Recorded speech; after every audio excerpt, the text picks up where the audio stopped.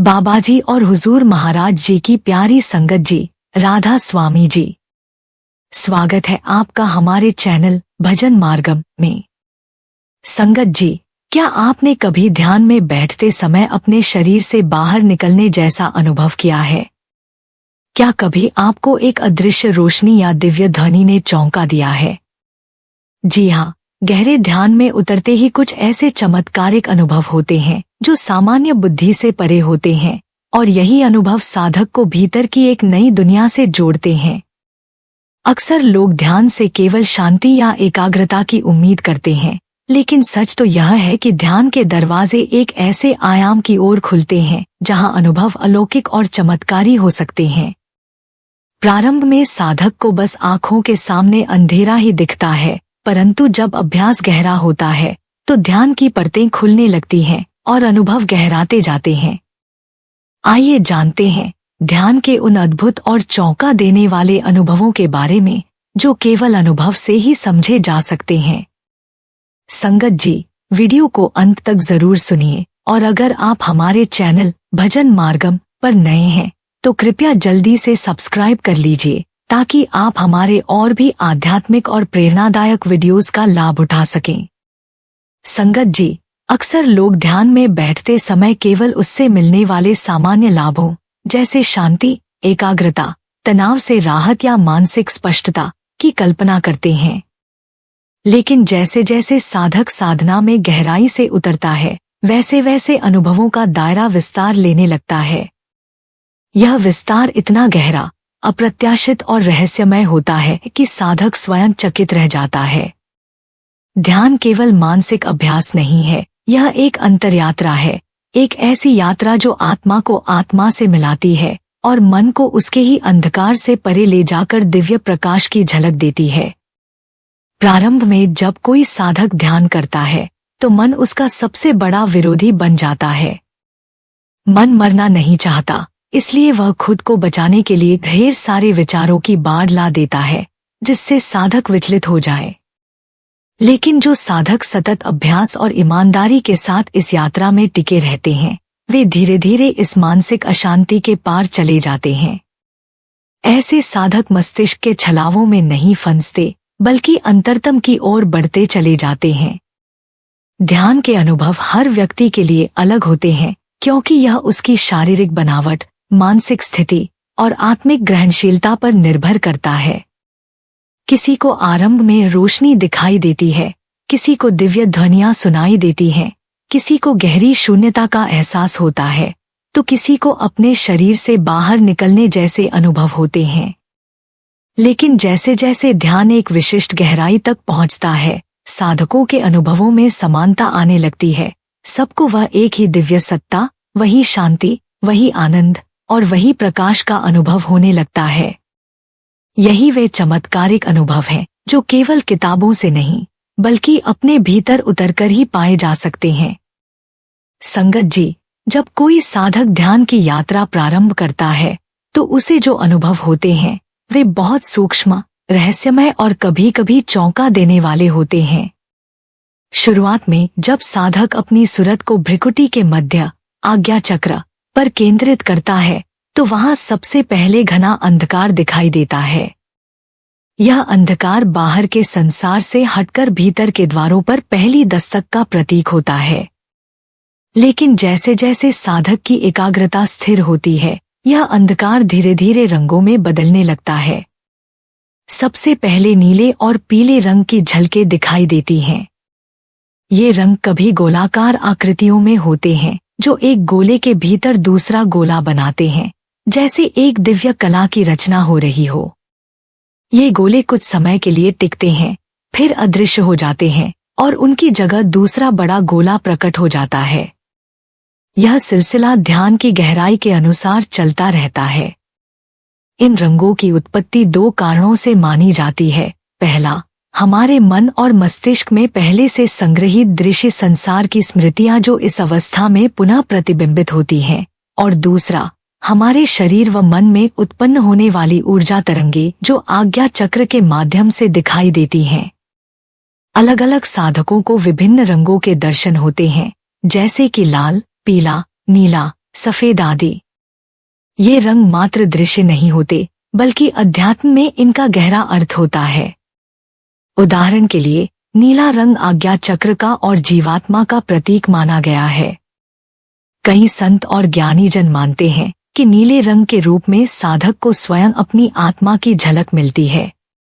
जब यह रंग प्रकट होता है तो यह संकेत हो सकता है कि साधक की आत्मा धीरे धीरे जागृत हो रही है और वह अपनी वास्तविकता की ओर बढ़ रही है।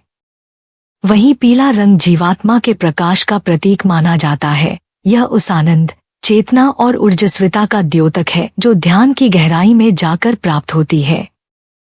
जब कोई साधक ऐसे रंगों को अनुभव करता है तो यह केवल सौंदर्य का दृश्य नहीं होता, बल्कि यह एक आध्यात्मिक संकेत होता है कि उसका आज्ञा चक्र सक्रिय हो रहा है और ध्यान अब केवल मानसिक अभ्यास नहीं, बल्कि आत्मिक अनुभव बनने लगा है। ऐसे अनुभव न केवल साधक को भीतर से प्रभावित करते हैं, बल्कि उसके जीवन को भी गहराई से रूपांतरित करने लगते हैं। यही है ध्यान की शुरुआत में मिलने वाले वे अद्भुत अनुभव जो साधना की ओर साधक के विश्वास को और मजबूत कर देते हैं।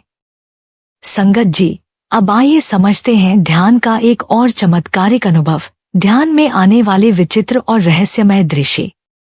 जब कोई साधक गहरे ध्यान की अवस्था में पहुंचने लगता है तो उसकी चेतना धीरे धीरे सूक्ष्म जगत से जुड़ने लगती है। यही वह समय होता है जब कुछ अद्भुत दृश्य उसकी अंतर्चेतना में उभरने लगते हैं। कुछ साधकों को ध्यान में एक घूमता हुआ भंवर दिखाई देता है, मानो कोई ऊर्जा केंद्र किसी गहरे आयाम की ओर खींच रहा हो। किसी को विशाल अंतरिक्ष या ब्रह्मांड की झलक मिलती है, तारे, ग्रह, नीला असीम आकाश, जो इस बात का संकेत हो सकता है कि साधक की चेतना सीमाओं से बाहर निकलने लगी है। कुछ लोग किसी संत, महापुरुष या दिव्य आत्मा की उपस्थिति को महसूस करते हैं। यह अनुभव भी अत्यंत रहस्यमय होता है और कई बार भाव विभोर कर देने वाला भी। कुछ को नवजात शिशु का दर्शन होता है, जो नई चेतना, नई शुरुआत और निर्मलता का प्रतीक माना जाता है। साधारणतः ये दृश्य इतने अप्रत्याशित और प्रभावशाली होते हैं कि साधक चौंक जाते हैं, कभी कभी घबरा भी जाते हैं, क्योंकि वे इसके लिए मानसिक रूप से तैयार नहीं होते और सोचने लगते हैं, मुझे ये सब क्यों दिख रहा है। उनकी साधना वहीं रुकने लगती है क्योंकि मन दृश्य की व्याख्या और विश्लेषण में लग जाता है। परंतु संतजन और ज्ञानीजन स्पष्ट रूप से कहते हैं कि ध्यान में आने वाले ये सभी दृश्य मात्र संकेत होते हैं, चेतना की गहराई में हो रहे आंतरिक परिवर्तनों के सूचक। इन पर अधिक सोचने, रुकने या विश्लेषण करने की आवश्यकता नहीं होती। ध्यान का वास्तविक लक्ष्य आत्मा और परमात्मा के मिलन की ओर बढ़ना है। अगर साधक इन दृश्यों में उलझ जाएगा तो उसकी यात्रा वहीं अटक जाएगी। इसलिए हमेशा यह सलाह दी जाती है कि जो भी दिखाई दे उसे केवल देखें, स्वीकार करें, पर उस पर ध्यान केंद्रित न करें। ध्यान की दिशा को दृढ़ बनाए रखें। अगर मन सवाल करे तो उसे प्रेम से शांत करें। ये दृश्य केवल मार्ग के संकेत हैं, मंजिल नहीं। जब साधक इस तथ्य को समझ लेता है तब वह बिना विचलित हुए आगे बढ़ पाता है और ध्यान के अगले चरणों की ओर बढ़ता है, जहां केवल शांति नहीं बल्कि आत्मिक रोशनी, दिव्यता और अंततः ईश्वर का अनुभव होता है। संगत जी, इस विषय को और गहराई से समझने के लिए एक अत्यंत प्रेरणादायक कहानी है जो हमें ध्यान में आने वाले दृश्यों से कैसे व्यवहार करना चाहिए यह सिखाती है। एक बार की बात है, एक समर्पित बौद्ध भिक्षु वर्षों से ध्यान की साधना में लीन था। एक दिन जब वह ध्यान में गहराई से उतरा तो उसकी चेतना में उसे भगवान गौतम बुद्ध के दर्शन हुए। वह दृश्य अत्यंत दिव्य था। बुद्ध शांत मुद्रा में, प्रकाश से आलोकित, जैसे स्वयं साक्षात सत्य उसके सामने प्रकट हो गया हो। भिक्षु की खुशी का ठिकाना न रहा। उसने अनुभव किया कि वर्षों की साधना सफल हो गई है, क्योंकि हर बौद्ध साधक का अंतिम लक्ष्य होता है बुद्ध के साक्षात दर्शन करना। वह तुरंत अपने गुरु के पास गया और बड़े उत्साह से यह चमत्कारिक अनुभव साझा किया। लेकिन संगत जी, उसके गुरु की प्रतिक्रिया बहुत ही शांत और गहन शिक्षाप्रद थी। उन्होंने मुस्कराकर कहा, जब अगली बार तुम ध्यान में गौतम बुद्ध को देखो तो बस उन्हें देखो, पर ध्यान न दो। उनसे आगे बढ़ो और अपने ध्यान के वास्तविक लक्ष्य पर ही टिके रहो। भिक्षु इस उत्तर से चकित रह गया। उसने जिज्ञासापूर्वक पूछा, गुरुदेव, जब स्वयं भगवान बुद्ध प्रकट हो जाएं, तो उन्हें कैसे न देखें? यह तो ध्यान की पराकाष्ठा है।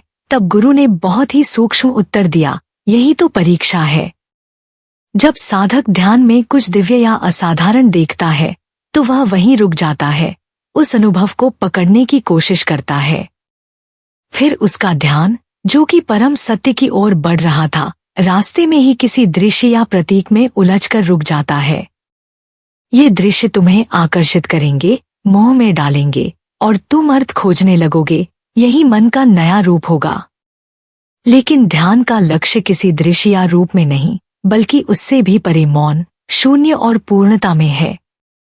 संगत जी, यह कहानी हमें सिखाती है कि ध्यान में चाहे कितना भी दिव्य दृश्य क्यों न दिखाई दे, वह मंजिल नहीं, केवल एक पड़ाव है। यदि हम उन्हें देखने भर तक सीमित रह जाएं, तो हमारी अंतर यात्रा अधूरी रह जाती है। पर यदि हम उन्हें पार कर जाएं, बिना आसक्ति, बिना विश्लेषण, तो ध्यान हमें वहां ले जाता है जहां विचार, रूप, दृश्य सब समाप्त हो जाते हैं और केवल प्रकाश, मौन और आत्मा की उपस्थिति बचती है। यही सच्चा ध्यान है और यही मार्ग है आत्मा के परमात्मा से मिलन का। संगत जी, चलिए अब समझते हैं ध्यान का एक और अत्यंत गूढ़ और चमत्कारी अनुभव, ध्यान में शरीर का हिलना और हवा में तैरने का आभास।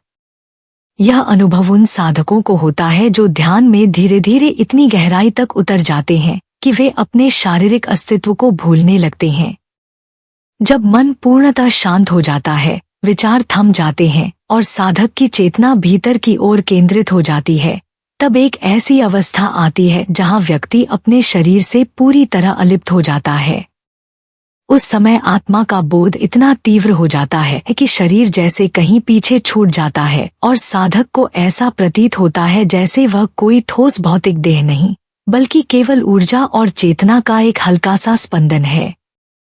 इस स्थिति में कई साधकों को यह भी महसूस होता है कि उनका शरीर जमीन से ऊपर उठ गया है, जैसे वो हवा में तैर रहे हों। यह अनुभव कभी कभी इतना प्रबल होता है कि साधक का मन स्वयं को स्थूल शरीर से अलग करके सूक्ष्म शरीर या आत्मिक चेतना के रूप में अनुभव करने लगता है। इस अवस्था में ऐसा भी होता है कि शरीर स्वतः हिलने लगता है, झटका सा लगता है या कंपन होने लगता है। यह सब इस कारण होता है क्योंकि ध्यान के माध्यम से शरीर अत्यधिक सूक्ष्म ऊर्जा को ग्रहण कर रहा होता है और वह ऊर्जा शरीर में हलचल उत्पन्न करती है। संगत जी, यह अनुभव थोड़ा डरावना लग सकता है, खासकर यदि साधक इसके लिए मानसिक रूप से तैयार न हो, लेकिन इसमें डरने की कोई बात नहीं होती। यह अनुभव इस बात का संकेत है कि साधक की चेतना गहन ध्यान के एक महत्वपूर्ण स्तर पर पहुंच चुकी है। जब तक साधक ध्यान में समर्पित, सतर्क और गुरु की कृपा के अधीन रहता है, तब तक ये अनुभव उसकी साधना को और अधिक पुष्ट करने वाले सिद्ध होते हैं। अतः जब ऐसा अनुभव हो तो घबराने की बजाय उस शांति और मौन में स्थिर हो जाना चाहिए और अपने सच्चे स्वरूप, आत्मा, में टिके रहना चाहिए। यही वो अवस्था है जहां ध्यान साधक को देहबोध से परे आत्मा के सत्य स्वरूप की अनुभूति कराता है और यही अनुभव साधना को नए आयामों की ओर ले जाता है। संगत जी, अब आइए समझते हैं ध्यान का अगला चमत्कारी और रहस्यमय अनुभव, ध्यान में विभिन्न प्रकार की ध्वनियां सुनाई देना। यह अनुभव साधकों को तब होता है जब वे लगातार अभ्यास और एकाग्रता द्वारा ध्यान की गहराई में उतरने लगते हैं। जैसे जैसे मन शांत होता है और इंद्रियां बाहरी दुनिया से हटकर अंतर्मुखी होती हैं, वैसे वैसे भीतर की सूक्ष्म लहरियां, कंपन और ध्वनियां साधक की चेतना में प्रकट होने लगती हैं। यह ध्वनियां किसी बाहरी स्रोत से नहीं आती, बल्कि आत्मा और ब्रह्मांड की सूक्ष्म तरंगों का अनुभव होती हैं। कुछ साधकों को ध्यान की अवस्था में की अनाहत ध्वनि सुनाई देती है, जो सृष्टि की मूल कंपन या ब्रह्मनाद मानी जाती है। यह ध्वनि गहरे मौन से उत्पन्न होती है और आत्मा को उच्च चेतना की ओर ले जाती है। कुछ लोगों को घंटी बजने जैसी आवाज सुनाई देती है। यह ध्वनि मन को भीतर एक विशेष केंद्र की ओर खींचती है। वहीं कुछ साधकों को झिंगुर, वीणा, शंख या बादलों की गर्जना जैसी रहस्यमयी आवाजें भी सुनाई देती हैं। ये सभी अनहद नाद की प्रारंभिक झलकियां मानी जाती हैं, जिनका वर्णन कई संतों और गुरुओं ने अपनी वाणियों में किया है। इन ध्वनियों का अनुभव कोई साधारण बात नहीं होती, बल्कि यह दर्शाता है कि साधक की चेतना अब स्थूल से सूक्ष्म जगत की ओर प्रवाहित हो रही है। यह अनुभव बहुत चमत्कारी होते हैं और व्यक्ति को इस बात का संकेत देते हैं कि वह ध्यान की सही दिशा में बढ़ रहा है। लेकिन संगत जी, यहाँ एक बात बहुत महत्वपूर्ण है। हमें इन ध्वनियों में अटकना नहीं है। यह सब केवल रास्ते के संकेत हैं, मंजिल नहीं। बाबा जी अक्सर कहते हैं कि ध्यान में जो कुछ भी दिखाई दे या सुनाई दे, वह सब रास्ते की चीजें हैं। ध्यान का लक्ष्य इन सबसे परे है। इसलिए जब ध्यान में इस प्रकार की आवाजें सुनाई दे, तो घबराने की जरूरत नहीं और ना ही उनके अर्थ ढूंढते रहना है। उल्टा, उस समय और अधिक स्थिरता, समर्पण और साहस के साथ ध्यान की गहराई की ओर आगे बढ़ना चाहिए।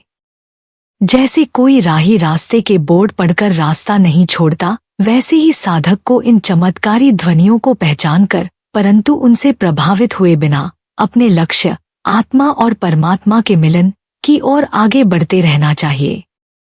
यही ध्यान की सच्ची साधना है। संगत जी, ध्यान में रंगों का दिखना, विचित्र दृश्य दिखाई देना, शरीर का हल्का महसूस होना और ध्वनियां सुनाई देना, ये 4 अत्यंत विशेष और चमत्कारी अनुभव हैं।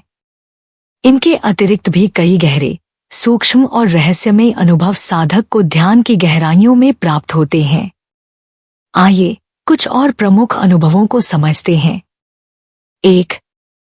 शून्यता का अनुभव, जहां कुछ भी नहीं, वहीं सब कुछ है। संगत जी, जब साधक ध्यान में धीरे धीरे गहराई की ओर बढ़ता है, तो एक ऐसा पड़ाव आता है जहां सब कुछ लुप्त हो जाता है। न शरीर का बोध रहता है, न विचारों की हलचल, न ही इंद्रियों का शोर।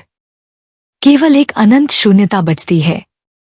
यह शून्य देखने में अंधकार की तरह लगता है, लेकिन इसमें अपार शांति और गहराई होती है। ये वो स्थिति है जहां मन की हलचलें रुक जाती हैं और आत्मा ब्रह्मा के द्वार पर पहुंचने लगती है। यह शून्यता डरावनी नहीं होती, बल्कि अलौकिक आनंद का प्रवेश द्वार होती है। बाबा जी कहते हैं, जिस दिन तू अपने भीतर के शून्य को स्वीकार कर लेगा, उसी दिन तुझे पूर्ण का अनुभव होगा। 2. आत्मा का शरीर से अलग होना। मैं शरीर नहीं हूँ, मैं चेतन प्रकाश हूँ। संगत जी, साधक जब ध्यान की अवस्था में एकाग्र हो जाता है, तो कभी कभी उसे यह अनुभव होता है कि वह शरीर से ऊपर उठ गया है। जैसे कोई शक्ति ऊपर उठ रही हो और शरीर नीचे छूट रहा हो। यह आत्मा का आउट ऑफ बॉडी अनुभव कहलाता है। इस स्थिति में व्यक्ति खुद को एक देखने वाली सत्ता के रूप में अनुभव करता है, जो न बोल रही है, न हिल रही है, बस देख रही है। यह अनुभूति इस बात का संकेत है कि साधक शरीर से नहीं, आत्मा से जुड़ने लगा है। लेकिन यहाँ भी यही सलाह दी जाती है कि डरना नहीं है और न ही इसमें रुक जाना है, क्योंकि ये मंजिल नहीं, रास्ता है। 3. दिव्य प्रकाश का दर्शन। संगत जी, ध्यान में साधक को कभी कभी आंखों के बीच तेज उजाला दिखाई देता है। यह प्रकाश कभी दीपक जैसा, कभी सूरज सा चमकीला और कभी हल्के दूधिया रूप में प्रकट होता है। यह प्रकाश केवल बाह्य आंखों से नहीं, बल्कि भीतर की आंखों से देखा जाता है। यह अनुभव आत्मा के जागरण और गुरु कृपा का संकेत होता है। यह प्रकाश भीतर की दिशा में यात्रा करने की प्रेरणा देता है। बाबा जी अक्सर कहते हैं, जिस दिन तेरे भीतर उजाला हो गया, उसी दिन तुझे बाहर के अंधेरे का भय नहीं रहेगा। 4. दिव्य सुगंध का अनुभव। संगत जी, कभी कभी ध्यान में बैठे व्यक्ति को ऐसी सुगंध आने लगती है जो किसी भौतिक स्रोत से नहीं आती, जैसे चंदन, गुलाब, कमल या धूप की। यह संकेत करता है कि साधक का मन और चेतना अत्यंत पवित्र और सुसंवेदनशील हो चुकी है। यह गुरु कृपा और ऊर्जा की कोमल उपस्थिति का इशारा होता है। इस अनुभव में साधक स्वयं को भीतर से सुगंधित महसूस करता है, जैसे आत्मा में कोई दिव्यता उतर आई हो।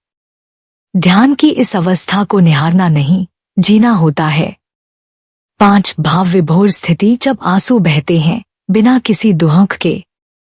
संगत जी, ध्यान में बैठे बैठे जब अचानक आंखों से अश्रुधारा बहने लगे और साधक को स्वयं भी पता न हो कि क्यों, तब समझना चाहिए कि आत्मा प्रभु के स्पर्श में आ गई है। ये न आंसू दुहक के होते हैं, न किसी पीड़ा के, ये होते हैं आत्मा की परम सत्ता से हुई मुलाकात के। यह भाव विभोरता आत्मा का गहन प्रेम और समर्पण होता है, और यही वो भाव है जिससे नाम रस उत्पन्न होता है। इस अनुभव को रोकने की कोशिश नहीं करनी चाहिए, बल्कि उसमें समर्पण करना चाहिए। 6 सांसों और धड़कनों का विलीन हो जाना, परम मौन की सीढ़ी। संगत जी, गहरे ध्यान में व्यक्ति अनुभव करता है कि उसकी सांसें धीमी हो गई हैं, मानो रुक गई हों। शरीर शांत हो जाता है, धड़कनों का भी बोध नहीं रहता। यह अवस्था प्रत्याहार के बाद की धारणा की स्थिति होती है, जहां चेतना बाहर की नहीं, भीतर की ओर लयबद्ध हो जाती है। बाबा जी कहते हैं, जब भीतर का संगीत गूंजने लगे, तब बाहर की हर ध्वनि फीकी लगने लगती है। यही उस मौन की स्थिति होती है जहां प्रभु की वाणी सुनाई देने लगती है। 7 समय का बोध समाप्त होना। संगत जी, ध्यान की एक विशिष्ट अवस्था में साधक को यह अनुभव होता है कि समय ठहर गया है। जब ध्यान से उठते हैं, तब पता चलता है कि घंटे बीत चुके हैं, जबकि भीतर ऐसा लगता है कि केवल कुछ मिनट ही हुए। यह अनुभव बताता है कि साधक काल के परे पहुंचने लगा है, जहां आत्मा अनंत काल से जुड़ती है। यही उस अविनाशी सत्ता से मिलने का प्रथम संकेत है। 8 अंतर्ज्ञान और उत्तर भीतर से मिलना। संगत जी, ध्यान की प्रगति के साथ व्यक्ति को अपने जीवन के उलझे हुए प्रश्नों के उत्तर स्वयं मिलने लगते हैं। साधक का अंतर्ज्ञान इतना जागृत हो जाता है कि वो निर्णय लेना सीख जाता है, बिना बाहरी सलाह के। यह छठी इंद्री के जागरण का संकेत होता है। जब आत्मा जागती है, तो बुद्धि शांत होती है और उस मौन में उत्तर जन्म लेता है। यही स्थिति गुरु के वास्तविक ज्ञान का प्रतिफल है। संगत जी, ये सभी अनुभव ध्यान के मार्ग पर चलने वाले एक साधक के लिए आशीर्वाद स्वरूप हैं। लेकिन बाबा जी सिखाते हैं कि हमें अनुभवों में नहीं रुकना, हमें अनुभवों के पार जाना है, जहां केवल नाम, प्रभु और गुरु कृपा ही रह जाती है। संगत जी, जब कोई साधक नियमित रूप से भ्रिकुटी के मध्य ध्यान करता है, तो कुछ ही समय में उसके भीतर गहरे और प्रभावशाली परिवर्तन शुरू हो जाते हैं। ध्यान का पहला लाभ कुछ ही दिनों में स्पष्ट रूप से अनुभव होने लगता है। मन और मस्तिष्क से तनाव, चिंता और अशांति धीरे धीरे समाप्त होने लगती है। साधक को एक ऐसी आंतरिक शांति प्राप्त होती है जो न तो किसी बाहरी परिस्थिति पर निर्भर होती है और न ही किसी सफलता या विफलता से डगमगाती है। यह शांति उसे एक स्थिर और संतुलित जीवन जीने की शक्ति देती है। इसके साथ ही साधक के भीतर एक गहन आत्मविश्वास जागृत होने लगता है, जिसके कारण वह जीवन की कठिन चुनौतियों का भी साहस और विवेक से सामना कर पाता है। जब मन स्थिर हो जाता है और मस्तिष्क स्पष्टता से कार्य करता है, तब साधक समय की कल्पनाओं, भूतकाल की पछतावों और भविष्य की चिंताओं से मुक्त होकर केवल वर्तमान में जीने लगता है, और यह वर्तमान उसकी शक्ति का केंद्र बन जाता है। जैसे जैसे साधक का अभ्यास गहराता है और वह लगातार भ्रिकुटी पर ध्यान केंद्रित करता है, तो कुछ महीनों बाद उसे अत्यंत दुर्लभ अनुभव प्राप्त होने लगते हैं। साधक की चेतना इतनी संवेदनशील और जागृत हो जाती है कि उसे कभी कभी भूत, भविष्य और वर्तमान तीनों की झलक मिलने लगती है। यह केवल कल्पना नहीं, बल्कि एक सूक्ष्म सत्य होता है, जिसे साधक अपनी आंतरिक अनुभूति के माध्यम से प्रत्यक्ष अनुभव करता है। आने वाली घटनाओं का पूर्वाभास होना, किसी परिस्थिति के पहले से संकेत मिलना या किसी व्यक्ति की ऊर्जा को अनुभव कर पाना, ये संकेत करते हैं कि साधक की छठी इंद्री जागृत होने लगी है। यह इंद्री मनुष्य की सामान्य ज्ञानेंद्रियों से परे होती है और जब यह सक्रिय होती है तो व्यक्ति को अपनी साधना के प्रति अत्यधिक सावधान और संयमित रहना आवश्यक हो जाता है। ऐसे समय पर संत महापुरुषों की सलाह होती है कि साधक को लोगों से अनावश्यक संपर्क सीमित कर लेना चाहिए ताकि उसकी साधना की ऊर्जा बाहर बिखरे नहीं। यह एक अत्यंत नाजुक अवस्था होती है जहां यदि साधक अपनी शक्तियों का दुरुपयोग करने लगे, जैसे भविष्यवाणी करके दिखावा करना, अहंकार में आकर दूसरों को नीचा दिखाना या इन अनुभूतियों को अपनी पहचान बना लेना, तो वह योग भ्रष्ट कहलाता है। अर्थात वह साधक जो योग के मार्ग पर था लेकिन गिर गया। इसलिए इस अवस्था में सबसे जरूरी होता है विनम्रता, मौन और गुरु के निर्देशों का पालन।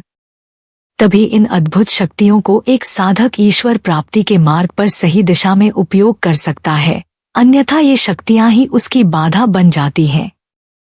संगत जी, बाबा जी ने नामदान के समय हमें बड़े स्पष्ट रूप से समझाया था कि इस आध्यात्मिक यात्रा में हमें किसी भी प्रकार के बाहरी दृश्यों, देवी देवताओं, सिद्धियों या रिद्धियों में फंसने की आवश्यकता नहीं है। ये सभी चीजें केवल मायाजाल हैं जो हमें हमारे असली लक्ष्य से भटका सकती हैं। बाबा जी ने कहा था, इन सुंदर दृश्यों में, देवी देवताओं की कृपा में या किसी भी प्रकार की सिद्धियों में न फंसना। अगर हम इन पर अटकते हैं तो हम अपने परम लक्ष्य तक नहीं पहुंच पाएंगे, क्योंकि ये सब अंततः समय और माया के द्वारा उत्पन्न होते हैं। माया हमें सच्चे रास्ते से हटा देती है और हमें यह महसूस नहीं होने देती कि हमारा असली उद्देश्य क्या है। माया का यह कार्य हमेशा यही होता है कि वह हमें हमारे असली स्वरूप से दूर करे, ताकि हम अपने परम पिता से जुड़ने की बजाय इस सच्चाई से भाग जाएं। हमारे मन का स्वभाव है कि वह हमेशा हमारी आत्मा को भटकाने की कोशिश करता है। वह कभी नहीं चाहता कि हम अपने असली स्वरूप को पहचानें और अपने परम पिता को जानें। मन हमेशा चाहता है कि हम इस संसार की भौतिक सुखों में उलझ जाएं, जो शाश्वत नहीं होते। हम इन सुखों के पीछे भागते रहते हैं, कुछ समय के लिए आनंदित होते हैं, लेकिन फिर से दुखों से घिर जाते हैं। यही मन की प्रकृति है।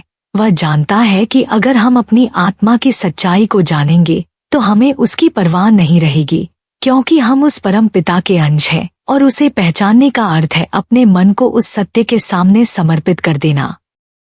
बाबा जी ने हमें यह भी स्पष्ट किया था कि इस यात्रा में सबसे महत्वपूर्ण बात यह है कि हमें अपने लक्ष्य से विचलित नहीं होना है। हमें शुद्ध एकाग्रता के साथ ध्यान करना है, शब्द धुन को सुनना है और उस शब्द धुन के साथ परम पिता से मिलना है। यही असली सत्य है, बाकी सब कुछ अस्थायी और क्षणिक है। इस संसार में जितने भी भौतिक सुख हैं, वे कभी न कभी समाप्त हो जाएंगे, लेकिन परम पिता का नाम, उसका शब्द, वह सच्चा सुख है जो हमें हमेशा के लिए मिलेगा। इसलिए इस ध्यान यात्रा में हमें एकाग्रता बनाए रखनी चाहिए और शब्द के साथ अपनी यात्रा को जारी रखना चाहिए, ताकि हम उस परम सत्य तक पहुंच सकें। संगत जी, यह बात सही है कि जब हम ध्यान और साधना की ओर कदम बढ़ाते हैं तो हमारे सामने कई तरह के आकर्षक और भ्रमित करने वाले अनुभव आते हैं। यह हमारे मन की प्रवृत्ति है कि वह हमें उन अनुभवों में फंसाकर हमारे लक्ष्य से भटकाने की कोशिश करता है। जैसे ही हम ध्यान में गहरे उतरते हैं, हमारे सामने भव्य दृश्य, आकाश में विचरते प्रकाश या देवताओं की उपस्थिति का आभास हो सकता है। लेकिन बाबा जी ने हमें हमेशा यह समझाया कि इन अनुभवों को हम सही दृष्टिकोण से देखें, क्योंकि ये सब माया का ही हिस्सा हैं। यह सब अस्थायी है और असल में हमारा लक्ष्य इन सभी से ऊपर उठकर परम पिता से मिलना है।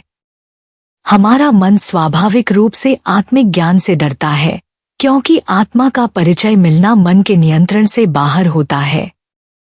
मन यह जानता है कि यदि हम आत्मा के सच्चे स्वरूप को पहचान लेंगे तो उसे माया की दुनिया में खोने की उम्मीद नहीं रहेगी और वह फिर आत्मा के गुलाम हो जाएगा। इसलिए वह हमें हमेशा बाहरी चीजों में उलझाए रखने की कोशिश करता है।